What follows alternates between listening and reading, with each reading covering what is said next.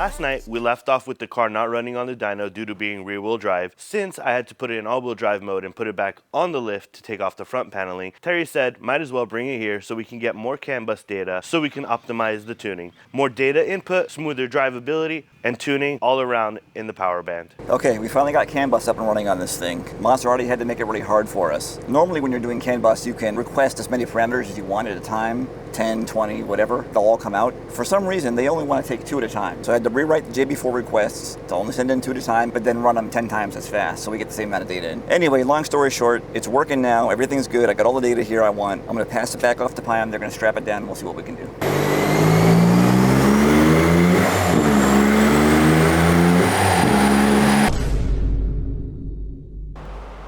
So after a long 2 days of going back on the lift, back on the dyno, back on the lift, back on the dyno, all-wheel drive, rear-wheel drive, all-wheel drive, rear-wheel drive, pull fuse out, dyno mode this, try that, try this, nothing works. The car is straight up a piece of honestly. Maserati, I have to say, you guys made trash. Tried to copy McLaren and you made trash. The panels suck.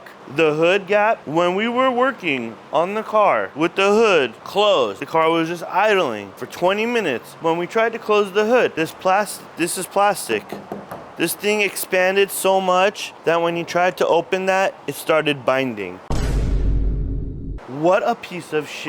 You're gonna charge $250,000 for trash. The interior sucks. It squeaks. The panels are not flush. The door, you have to slam it closed. It is just the throttle response, just horrible. Very jumpy, and it's just like everything about this car, I didn't really want to say it. It is just an all-around piece of shit.